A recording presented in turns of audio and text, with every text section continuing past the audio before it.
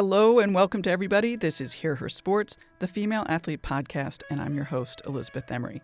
Today's guest is Jacqie McWilliams. Jacqie is the first African-American female ever to hold a position of Commissioner of the Central Intercollegiate Athletic Association, the CIAA.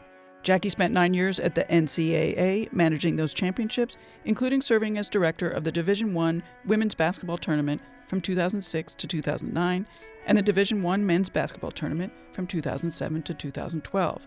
She was a former student athlete at Hampton University, where she was a member of the 1988 NCAA Division II Women's Basketball Championship team and the 1987 and 1990 CIAA Volleyball Championship teams. Jacqie earned a Bachelor of Arts in Psychology from Hampton University and a master's degree in Sports Management and Administration from Temple University. In our conversation, Jacqie talks about her work on a range of boards and committees, supporting women in sports leadership and diversity and equity in college sports. Find out more about Jacqie and her work in the show notes at hearhersports.com. But for now, let's get on to the show. Welcome, Jacqie. I am so glad you're here. Thank you for taking the time to be on the podcast. I so appreciate it. Oh, thank you. I'm honored to be here speaking to you today. So thank you so much for the opportunity. Oh, you're very welcome. And I want to start out right with a bang that you have a big event coming up with the men's and women's CIAA 75th anniversary basketball tournament, which will be held from February 25th to 26th at Bojangles Stadium and from February 27th to 29th at the Spectrum Stadium in Charlotte, North Carolina. Could you talk about why this is so important? Maybe what you have planned, and also how do women fit into the celebration and the history? Yeah, that's a great question. I'm so excited and somewhat overwhelmed by the opportunity to lead this conference in 75 years of this basketball history. We're a 108-year-old conference, and I actually came to the conference after the 100th anniversary. So I can't imagine what it was feeling like for those who were involved in that planning. But for 75 years of basketball, where this tournament has been a staple across the country and in our community, and where some of the greatest of the greats have come through and have been great leaders in this country, is just incredible. Our team has been working a lot on this event since last year.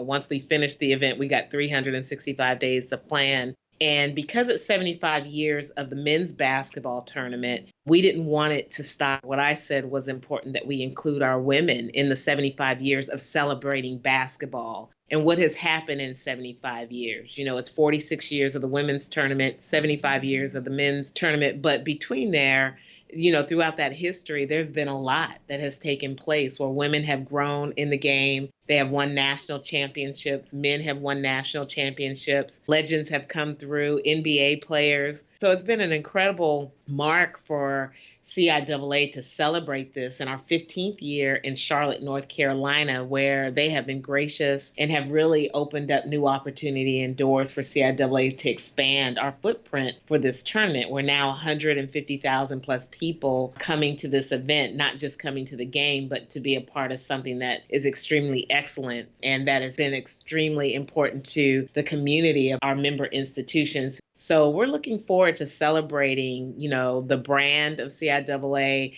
the history of the CIAA, the tour of the CIAA, and most important to me is our student athletes who will get to be a part of something great. And if you're a senior and finishing up your season at this tournament, what a remarkable way to end it in 75 years of celebration.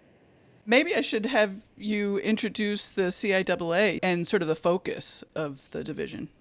Yeah, so, the CIAA was founded in 1946 in Washington, D.C. We're actually incorporated there. Most of our schools are in the footprint of North Carolina. We have 8 schools here. We have a school in South Carolina, 2 in Virginia, 1 in Maryland, and 1 in Pennsylvania. And what's pretty cool about the CIAA is, even though it extends to the South, that it is a family unit. It's fun to be a part of an organization where even at our tournament, of all of our championships, you will see our student athletes, they compete hard. It's definitely competition, even amongst our board members. How many rings do you have? How many championships that you have? But at the end of the day, you'll see a community come together to really celebrate the essence of who we are as people, culturally in our communities, but also at our institutions and graduating students. And so CIAA and the footprint here with the John B. McClendon, the Big House Gaines, the Jeanette Lees, the Dr. Johnson and the Ingrid Wicker, who's the athletic director at North Carolina Central.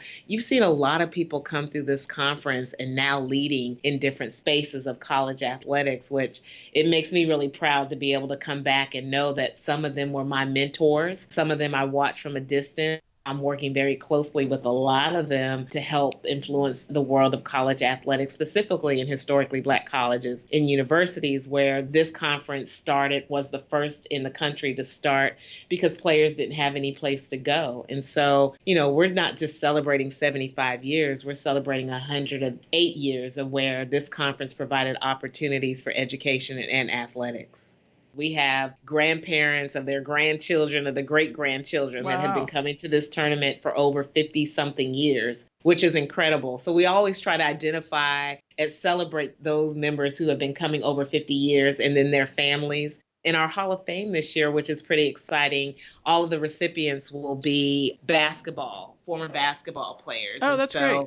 Yeah, so we focus on like Virginia Unions. They're the first women's team to win the NCAA national championship as an HBCU, and celebrating those women and bringing them back. Barvinia Wooten was a member of that team, and she coached at Virginia Union. But even so more, when the Division II NCAA celebrated 40 years, we put her up to represent our conference because of her excellence as not just as a coach, but as a person who has contributed to the society to represent the CIAA. And Tim Newsome, who went to Winston-Salem and played for the Dallas Cowboys. So, for the tournament, the Hall of Fame is always a big deal for us. And so to bring back some of these players that have, made tremendous impact in the game, I think is kind of the highlight of our week on that Friday morning. And then celebrating them and pinning them. I get to pin them at the game during that Friday evening semifinal session. And so that's fun as well. And they're just so appreciative. I make that first call to them after the board approves and endorses them to be in the Hall of Fame. And so going into the holidays, it's like a gift, to be able to call them and tell them how thankful I am to be able to have the opportunity to call them and welcome them into the CIAA Hall of Fame. And we're looking forward to them coming so that we can celebrate all their accomplishments and what they've done to help influence the game of basketball for the CIAA. It's pretty cool. Yeah, that sounds great. Yeah. I was just going to ask you, are you going to be able to take part in any of the celebrations? Or yeah. Okay, good. Yeah, I'm running around like a chicken the whole time. It's funny because people are like, do you watch the games? I really would like to watch the games. I do carry my phone since we have the CIAA Sports Network. So I'm able to watch games on my iPad and on my phone. And I'll watch every game, as much as I can. The very last game of every night, I always watch, no matter where I am. So when I do get to the venue outside of interviews and having to go speak to sponsors and go to board member suites and you name it, I try to sit down for a period of time and just enjoy the games as well. So it's difficult, but I get it done. I bet. And, I'm sure that organizing the 75th anniversary isn't the only thing you're involved with right now. So what else is really important in your role as commissioner? Wow, that's loaded because I've been working on my schedule since I got back to make sure that I've got all these things in line. So I'm currently the president for Women Leaders in College Sports. So that is, being a part of that and leading conference calls. We have a conference call every month. We have our board meeting coming up. So being prepared to lead this amazing organization with Patty Phillips, the executive director. That's quite humbling for me as well. I continue to try to wrap my head around being part of this history of women who have led this organization for over 40 years. And to go into the next decade leading it is an incredible opportunity that never in a lifetime I thought would ever happen. And so I am blessed to have been put in the position, and my daughter watched the whole torch handover at the Women Leaders Conference this year. Yeah, so that was a blessing. I'm also on the NCAA Board of Governors ad hoc committee for name, image, and likeness. That was pretty loaded as well. It hasn't been that time consuming, but it does take time to make sure you're staying up on all what legislation, what's happening across the country to prepare for the calls, because on those calls you have significant leaders, whether they're presidents or commissioners or athletic directors from Power 5 institutions serving on this committee, and everyone they're bright and they're ready. And, I think we all depend on each other to make sure that we're prepared to have the discussions that we have. And so we've had a lot of calls since I've been on that committee, and so trying to manage that as well. Also with our Collegiate Commissioners Association Division II, we have monthly calls with that. So staying connected with my 23 colleagues on managing the Division II platform within our conferences, and then, the execution of the initiatives and keeping my team abreast of that is always, it's always a highlight as well. If I can't make the meeting, I have a senior associate attend conference calls if I have conflicts. I'm also on the NCAA Gender Equity Committee. I just got off of another committee that deals with diversity and inclusion. My term ran out last summer, I believe, but I'm still on the Gender Equity Committee and working closely with the other committees to ensure, that all the things that the NCAA has talked about for women and people of color, that we are tracking on those initiatives that we have moved forward to the Board of Governors for approval. So those are some things there outside of being on a local sorority here, the Links, or a national sorority, the Links organization, but the Crown Jewels organization here in Charlotte. I'm very active with them. We're actually leading human trafficking. Our chapter, we're working with Samaritan's Feet, which is also a partner of the CIAA. Our staff goes to their warehouse and we volunteer, and we take student athletes there when they're in town and coaches to volunteer in the warehouse. I'm on their board as well. And so the community aspect is extremely important to me, and trying to figure out how to prioritize all of that outside of being a mother. And so my daughter's playing volleyball. She's a straight A student. She wants to run track. And so just trying to manage, honestly, Elizabeth, trying to still engage in the work of the CIAA, get outside in the college community, locally and nationally, but also do things in the community that will make impact and influence the people around that I work around every day. It sounds like you're surrounding yourself with just absolutely amazing people. I have a remarkable team. It's like if you're hired as a coach and you go in and you just want to make all the changes in your first year. It doesn't happen that quickly. I mean, I've been here. This is my 8th tournament in my 8th season. And I can tell you probably in the last 3 years, I have felt more stability with my team and with the board. We've made a lot of hard decisions since I've been here. I mean, a lot of hard decisions, from canceling a football championship to moving our tournament through a bid process to moving our apparel deals, a television deal, dealing with the LGBT House Bill 2 issue in North Carolina, moving championships out of the state. I mean, I'm like, bring it on. What else is there? And so I feel like we're in a nice, as I tell my team, let's not talk about the dysfunction that we've dealt with. Let's talk about how functional we are and how we've been able to navigate in the most difficult times in college athletics for CIAA, where we've been scrutinized and still have been able to execute excellent championships for the student athletes that we get to manage every day.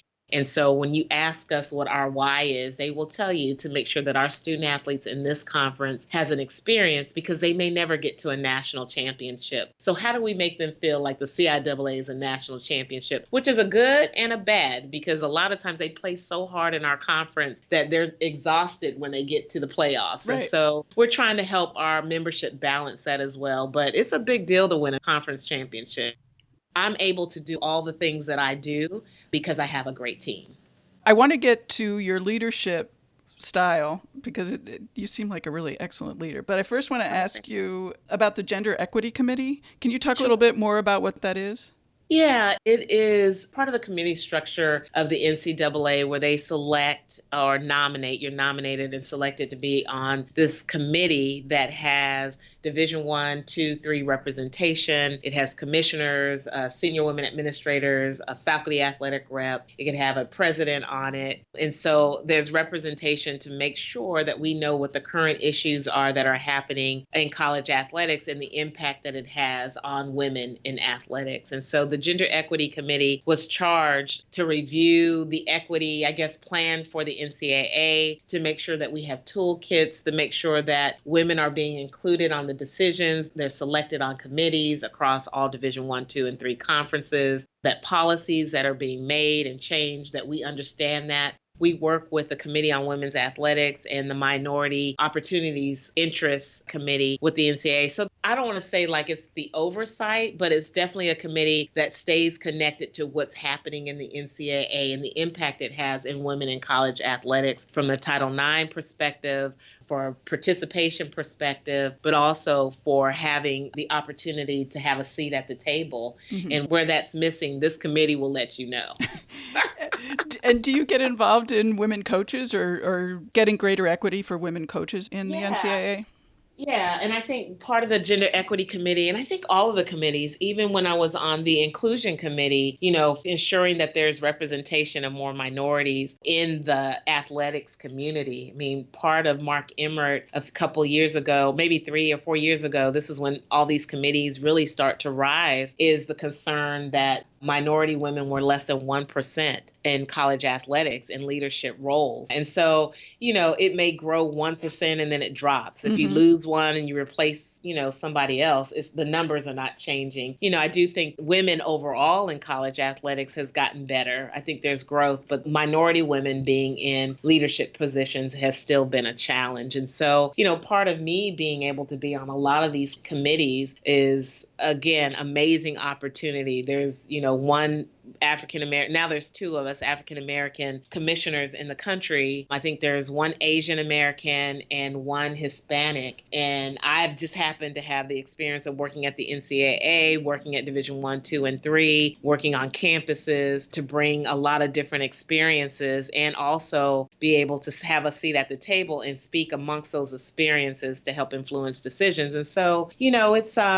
you're constantly, for me, being a Black female and also a Black woman and, a commissioner in college athletics. I mean, you're just trying to get people to see and value what everyone brings to the table, regardless of their colors or gender, but be mindful who's sitting at the table, because diversity does matter. Inclusion does matter around who's sitting around the table, helping to influence change in college athletics or any community. Sure. But we're talking about college athletics here. Right.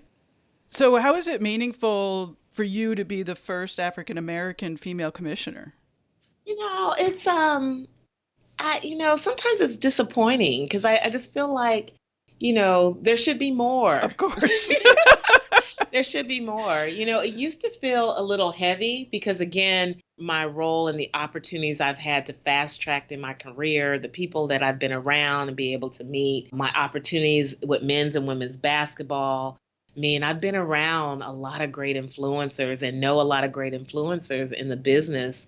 And there's not a lot of me in that space. And so, I feel, it used to feel a little heavy, Elizabeth, because I felt like, I can't speak for everybody. Right. And it used to be, I worry that if I fail and I don't do well, then I may ruin it for others. And I've released that weight. I just do the best that I can. I'm a woman of faith, and I believe that God gave me the opportunity to live out my dream job and that He's going to give me the tools not to fail. There have been some very hard choices as a leader that I've had to make and scrutinized or celebrated, you name it. But I just stay focused on the abilities that I have and the influence I have and the circles I have to be in to make change. So being a part of women leaders, again, 20 years ago or 26 years ago, being in this business, never did I think, or 29 years ago, that I think I'd be, a president or a leader in this organization on their board. And here I am. And so for me now, the key is, what do you do with that? And how do you make sure that you bring other people along? You make recommendations. If somebody might call me and say, hey, are you available to sit on this, or can you do this? I've learned to say no, but let me tell you, why don't you check, or let me make a couple of calls, because there are other people that we need to bring through the pipeline as well. I think we use each other a lot. You find a couple of good ADs and commissioners, and we become the people who stay in it the entire time. And I think we have to do a better job in making sure that we bring others along so that we can create balance of what this flow looks like, the pipeline looks like, because there's enough work for all of us to do, and there's enough tables for all of us to sit at. We just need to make sure that we are identifying those individuals to do it. Right. It certainly would be nice when we're not celebrating these kind of firsts. Yeah. But you know what? I always say this as well, so you're the first, so you hope that when people see it, you won't be the last. Right. Like, I don't want to be the last. And I say that all the time. Like, it's cool that I could, bring that type of attention to this conference where it's been male dominated. I look at our Hall of Fame and I'm looking at the list and I'm like, when did we even have the first woman in the Hall of Fame for this conference? I mean, it took, years, 1993, when the first Hall of Fame was back in 1964, Wow. to even have a woman in. And I'm just like, this is crazy. And then I look at the years that I was there. When I started in 2012, my first tournament was in 13. Well, where was I when 13 and 14, we didn't have any women in? So I feel some kind of shame of embarrassment that I didn't catch that. And when I finally did, I'm like, we will never have another Hall of Fame without a woman in it. You cannot tell me that there are not amazing women in this conference. I have a list of them. And so, being able to identify and being, cautious and intentional about, what's missing around the table, we all have the ability to do that. We can't make excuses. Right. No way. And we'll be right back. This week's episode is sponsored by Sufferfest Beer, founded and led by female athlete Caitlin Landisberg. Waiting to celebrate her finish line moments, Caitlin was searching for a beer that had great flavor without compromising her autoimmune disease. So she took matters into her own hands and spent years developing the beer that she wanted to see in the world. Try Sufferfest's sweet and balanced Head Start Stout, brewed with coconut water and Equator coffee, or the FKT Pale Ale with ingredients like black cherry currant and sea salt. Sufferfest beer is inspired by athletes and adventurers. Definitely check out their website, sufferfestbeer.com, for profiles of the Sufferfest athletes and descriptions of all their beers. How does having a 14-year-old daughter influence what you're doing and sort of the impact that you want to make? Oh, I love her. She is just the most awesome piece of pie ever, sweet tea. She encourages me to be better every day. Despite past experiences, pain, child upbringing, you name it, I have the opportunity to do something different with her and for her. My mom was incredible, and she was a stay-home mom. We were in the military, so we traveled all the time, every 3 to 4 years. But my mom was incredible in making sure that I was involved in playing sports or being in art or just allowing me to be creative. I was an only child until I was 9. Simone will always be the only child. And so just trying to make sure that when she sees me, she sees the authenticity in me. However I am on the outside, I am at home. So if I'm kind at home, I'm kind on the outside. If I give here at work, I'm able to give at home. I can see people, I've known people in the business where at one way, they get to a conference and they support women and they support, mentoring, and then they get to their own homestead and that's not what they do. And so I always talk to Simone about, be who you are in and outside. Every now and then you have to change a little bit based on the demographic and, maybe the culture and all that other stuff. But at the end of the day, be the core of who you are. And so I'm watching her just navigate in my spaces. She can talk to president. She can talk to student athletes. She sucks it up. Like, the confidence that I see in her just really encourages me, to be authentic always, to be honest always, and to be direct in communication, but kind in that. And so she's learning those skills just at school with kids who she would say are sometimes mean or say things, and she has no problem learning how to use her voice. And sometimes, Elizabeth, before she even does it, same thing that I do, we coach through it. So she'll tell me something at school and she'll say, how do you think I should? And I'm like, that's brilliant, because I do that too. Before I talk to a board member, or if there's some controversy, I'll get with my senior leadership or with my coach and just say, hey, how do I present this in a way where it doesn't make them feel or whatever? And we talk about it. I mean, I'm almost 51 and learning this thing, late in life. And so she's 14 and she gets it. And I just adore her ability to navigate in different spaces. That's awesome. And she's a good kid. She's fun.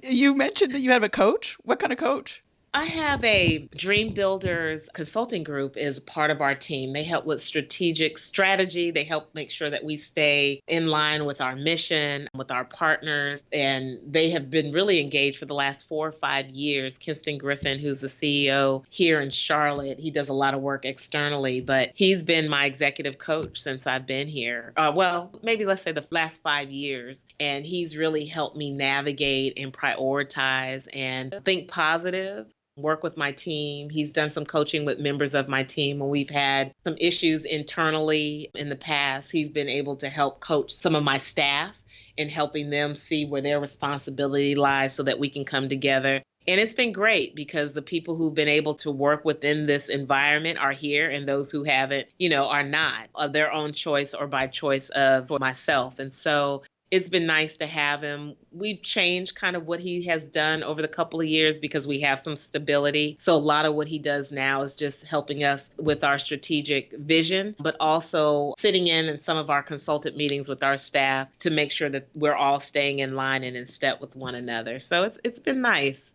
to have him a part of our team. That's great. I need one of those. Oh, yeah, it's helpful. Yeah. Let me tell you, I'm like, oh my gosh, what is happening today? He's like, don't jump off the bridge. We got this. Right. And I'm like, okay. So it might be a 5-minute call. And he checks in with me. We used to talk a lot more in the past, but I really feel like I've got a lot of different tools to really help me manage my day to day. But when I'm feeling overwhelmed, Sure. particularly around this time getting to the tournament, he's been real helpful to make sure that he knows what my priorities are and then communicate those to the team to make sure they're in alignment with me. So that's been very, very helpful. I think particularly since you described what you're doing and you're doing so many different things, I think being able to prioritize and think about what's the most important would be really key. Yeah, it is. And I think what I'm also learning that not everything is an emergency. And I tell my team, like, we get a call and everybody's jumping around, Right. Or a president call. And I'm just like, everybody just calm down. I think it's because we want to do a good job and we're in a business of service. And so when you get the call, you want to make sure you can help the people who are calling you. But their urgency is not always our urgency. And when it is urgent, let's identify what urgent means. Is the building on fire or is somebody about to light a match? Like what is happening where we need to move in a space, make decisions. And so that's the one thing that Kinston has helped me and our team over the last few years. And every summer when we have our staff retreat or advance in August, we focus on creating what is our tagline this year. So this year it's We Serve. And when we say we serve, that means that we are focused on making sure that our membership and our student athletes are good, but we're going to serve and function, not dysfunction. We read the 5 dysfunctions of an organization and everybody had to read it this summer. And we broke it down and identified what our dysfunctions were and all committed that we wanted to work in functional space. But it all started with each of us individually. So I shared authentically where my dysfunction started way back in childhood. Mm-hmm. And so everybody opened up that. And when we did that, then it kind of set the table of us being really, clear and direct with one another, what we needed from each other. And we're a family here. It's fun. We work hard, but we play hard. We laugh hard. We have First Fridays. We go out to dinner. We bowl. We've really learned to do. And I got a young staff too. So they'll make you move around here with technology and everything else. And you just fall in because you need them and you need them to work effectively and you want them to feel good about the space that they're working in. How did you know that you wanted to do what you're doing? I knew when I left the CIAA the first time. I was here in 97 to 2001, maybe 2003 years. I left here and I went to Norfolk State and did compliance for a year. Then I went to Morgan State for almost 2 years. And when I got back on campus for both of those institutions, I realized that I like working at campus. I missed working around the student athletes from my time coaching at Virginia Union and being an administrator there. But I really love the conference office and being able to serve more than just one community. So when I finally came to my senses, that the NCAA job would be a great opportunity for me. I didn't want to move to Indianapolis. That was my hang up. I love living on the South and the East Coast. But when I went to Indianapolis and I got there, I was like, I'm an organization person. I like working in places where I have touch points with more than just one. When you work at the NCAA, you're dealing with an entire membership, 400,000 student athletes. You're running championships for very diverse institutions and conferences. And sports. I had fencing as a sport. Who would have thought? I don't know anything about fencing, but end up loving fencing. And what I learned is, no matter if you're at an institution or in a conference, it's not really knowing the sport itself, how to play it. It's really about creating that experience and understanding the needs of that sport so those student athletes can play the game that they love the most. And so, once I understood that, and then I was like, CIAA it's home for me. It's a place where I had my college career. It's a place where I had the opportunity to work in first. And if I ever had the opportunity to come back and be the commissioner, I'd be so open to it. And so when the opportunity came, I was scared.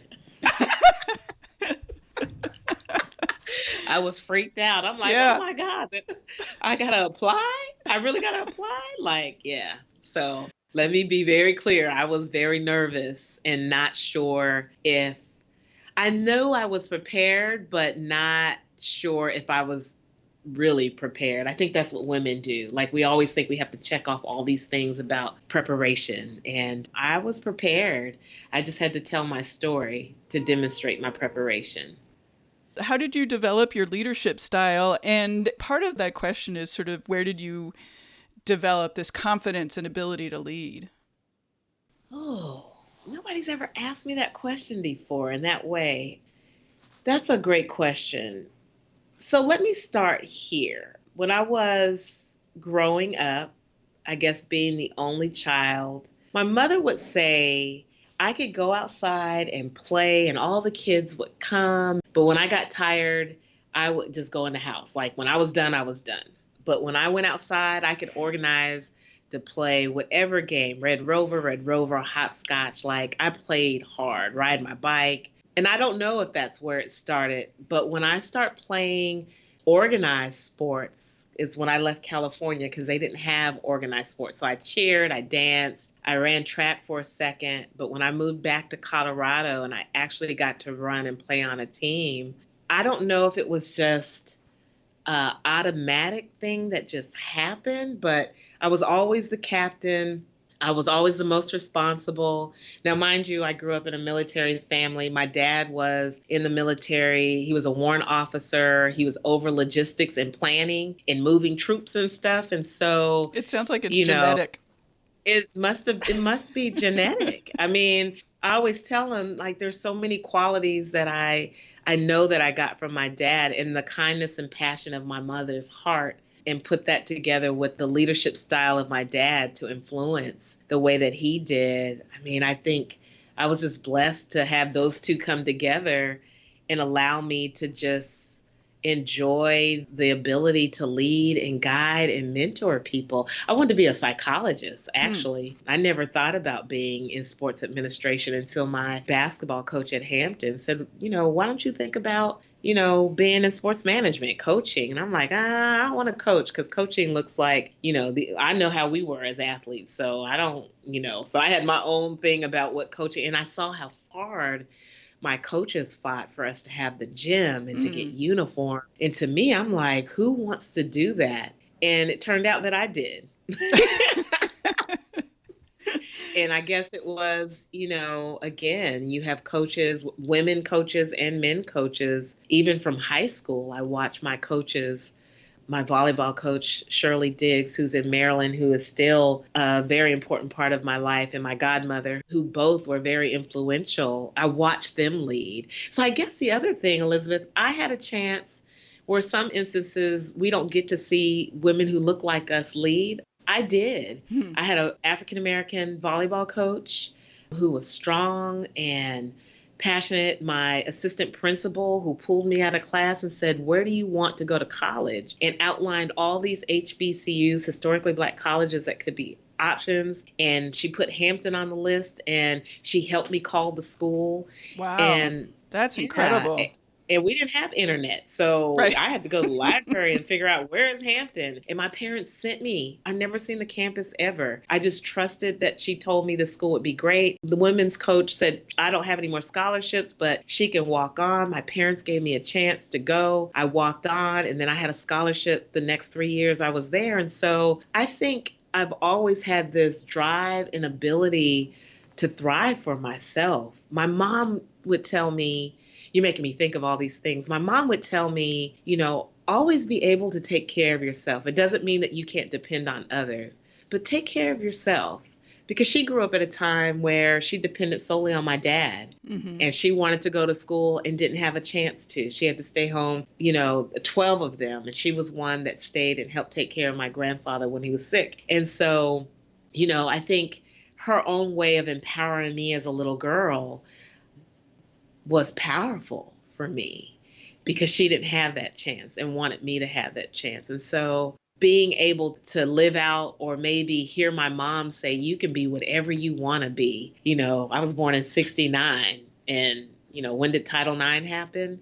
And whether she knew about it or not, there was some movement for her that she saw for me that I could live out. And so I don't know. It's just interesting, because you see a lot of women who don't, who are afraid. And there's been times I've been fearful, but never a time that I didn't think I could thrive and win. I want to win. I want to win in everything. Scrabble, putting a puzzle together. I am competitive at the core. I've learned to be a better loser, though. That's the thing.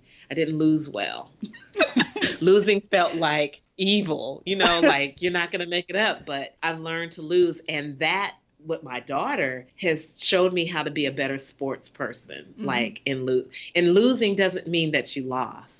It just means that you get to create better opportunities, for yourself. You get to figure out new strategies to do better the next time. Right. And so that's hard, because when somebody says you lost, that feels painful. Yeah. Yep. I like what you said about having role models that look like you. I mean, I think it's so interesting. If you're just surrounded by leaders who don't look like you, they're acting and talking in a way that is so different, and it doesn't seem possible. And so Yeah. I think it's really a big deal. It is. We talk about that in college athletics at some of these bigger schools. I mean, I think for me, working at the CIAA, and I'm sure if I wanted to leave the conference and go to somewhere else, I could and do fine. But I love the cultural relevance of what I see for CIAA. I love to see in how I'm able to help other minority students see somebody of influence and power, and to support what they want to do. We bring interns and graduate assistants. We try to place them. We try to make sure we give them guidance. I just want to be able to do my best in a space where I know little girls, they see me, or women, that are just in awe, which to me, I'm just like, I'm Jacqie, but they're like, "No, you're the commissioner." And that means a lot in this community that I work in, but even across the country. Like, you asked me the question about what is it like being, the first Black commissioner. I just see myself as a commissioner. I just want to work, Right. have fun, do a great job. But I also know, because of where we have been in this society and in this country, that to see a woman of color in position is important. So to have women that look like me, that I've seen growing up, whether they coached or whether they were a principal or a vice principal or an athletic director, which were few, but in our conference, women were powerful. And so I learned from some of the best women in this CIAA. And without them, I'm not sure if I would have been driven to want to be in college athletics. But the men in this conference, when I was playing, and even when I was an administrator, they surrounded the women and gave them access and opportunity. And so I knew, being able to come back home, as I would say, is that I was already in a community that celebrated women and Black women. And so it's liberating to be here for me in so many different ways. I noticed that there's a separate tab on the CIAA website for senior women administrators. I love that. Yeah, I mean, so when the senior women administrator whole appointment came out, that was back in 93, 94, whatever that was when I was on college campus. It had meaning, but it didn't have meaning. And the term has grown so much. But like I said, here in the CIAA, even without that title, there were very strong women in this conference that had influence on their campus and worked closely with their director of athletics Mm-hmm. and women coaches. Mm-hmm. And so, when I came back here, the women in this conference were still strong, but I didn't see the same presence as I had seen in the past of the women in the CIAA. And so there has been, I don't want to say an uprising, but really our women have come together and we're making sure that they're getting in leadership programs. We're making sure that they're getting on NCAA committees. I'm making sure that we nominate them for awards. It's an intentional business strategy for me Mm-hmm. to make sure that the women in this conference are visible, that they're at the table, that they have the opportunity to strive and succeed every single day. Now, what happens on their campuses all the time, I don't have the ability, except point it out, which I do, to allow or get permission, or support to allow these women to make sure that they're able to participate with the support of their campuses. And there's never been any pushback. I'm grateful, that we have athletic directors and presidents. I have 5 women presidents. I don't think in the history of this conference that we've had that many female presidents in a conference for CIAA. I mean, when I had 1, I was like, yes. And we had 2. I'm like, praise the Lord. Now we got 5, almost 6. I'm like, hallelujah. And they are amazing. And they want to see the women on their campus thrive as well. I want to finish up talking more about your student athletes. And college athletics right now is in a moment of shifting. So what are you seeing sort of short term and also much further out? Yeah, it is shifting. I don't want to say it keeps me up at night, but I think a lot about what's taking place with this name and image and likeness. Mm-hmm. And sometimes Elizabeth, I can't really get my head around all of what's happening on the legislation, national platform, what Congress and all that. But I do think in the community of college athletics, we'll work it out. We always do, right? We might be a little bit behind, but we get caught up because all of our intentions is for student athletes to have great experiences. And part of the experience is driven by revenue. And revenue is driven by visibility. And visibility is driven by student athletes. And without the student athletes, we don't have college athletics. Right, right. And so to balance that, I think the balance, like these student athletes are vocal, they're courageous, they're very different than our era of playing. Like I wanted to play, and if I got a scholarship to play, that's awesome. Now they want to play, but they also want the opportunity to use their play as their platform. Mm-hmm. And not all, and there's a select few. I think football and basketball drives a lot of it on the men's side, but you have other sports like gymnasts and swimmers and track that have those opportunities. But I don't think it overplays the percentage of those student athletes who just want to play and love the game and be able to use college sports to get their education or further it in professional sports if they can. So, how we go from here in maintaining the integrity of college sports at all level is complicated, but I know that we'll figure it out some way. Division 1, 2, and 3 are very different, but the athletes are still the same.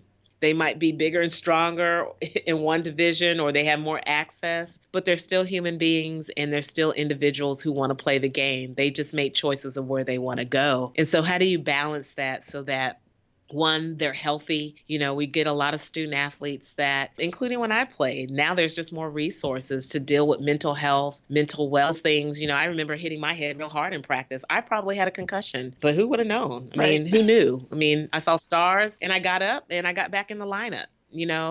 So, these days it doesn't happen in the same way because of the litigation and the lawsuits that are taking place. So I just think, in college athletics, we're being mindful of our responsibility to be better caretakers of the business of college athletics, the legislation of college athletics, but the well-being of our student athletes that we recruit and bring to our campuses and that get to play in our conference. Our conference as a conference are always trying to keep up on the trends and what's going on and how we can be better as a conference.